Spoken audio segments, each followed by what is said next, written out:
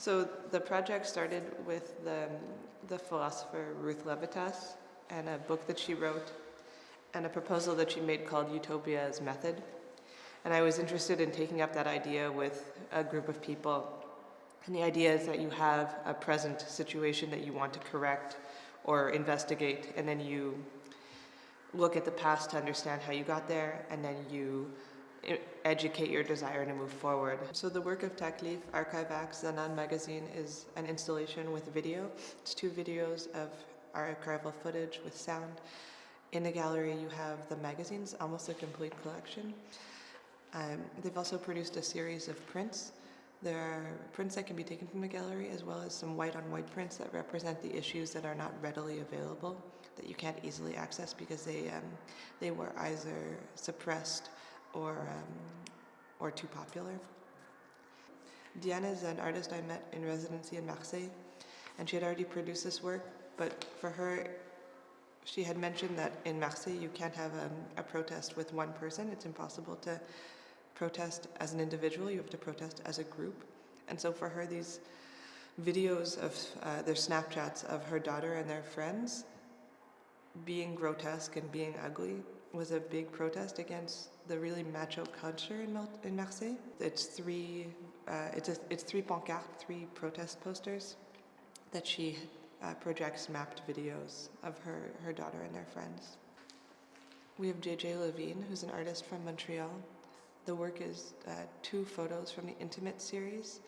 They're photos of queer people with family in their own homes. This is a couple and their child. In between the photos and the video, there's 2 texts, one written by JJ and one written by JJ's mother, who passed away when JJ was quite young.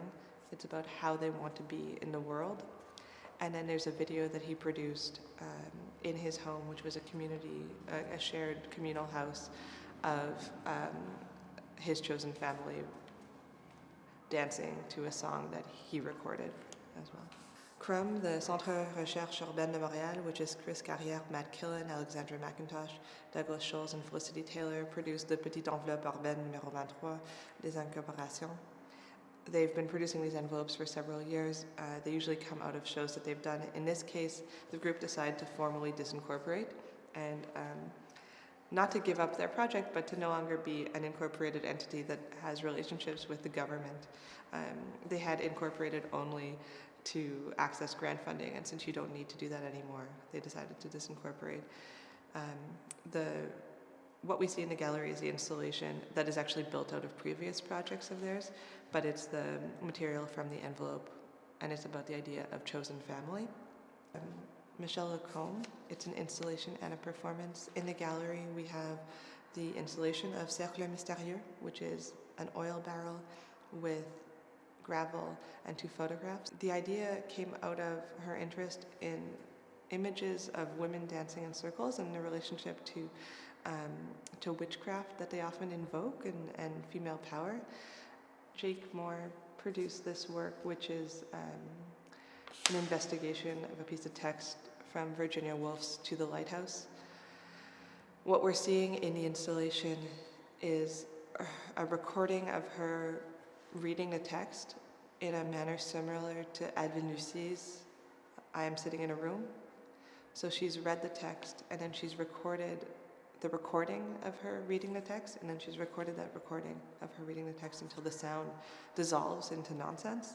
This is the work of Laura Thaler, an artist from Ottawa. She had already produced most of this work. It comes out of research she did where she had found a book with a character with the same name as her who was killed, and she wanted to look into that, and here she is doing these very slow Tai Chi movements. Laura had been a dancer for many years and had to change the way she was working, and this explores the idea of double personality and multiple identities. Rudy's project comes out of the idea of an Afrofuturist way of thinking. They're prints that try and imagine a way to move forward without leaving. A lot of Afrofuturist writing imagines a way to leave the earth, as if it's impossible to be Black or a person of color on this planet. And this is a more hopeful way of thinking about it as a way to be present in this reality here. Adriana Disman locked herself in a closed space for 12 hours consecutively and produced these line drawings. This is an action that she does privately for personal reasons, but she felt like it was important to invoke the feeling that she is trying to work through with this action. So she produced it again, even though it's sometimes a very difficult thing for her to do. And so her project was actually to resist my proposal in many ways. It was to try and imagine, but then she would get stuck each time. And so this project took many shapes over the course of 2 years, but this is the final product. And it doesn't have a beginning, it doesn't have an end. It's just the lines.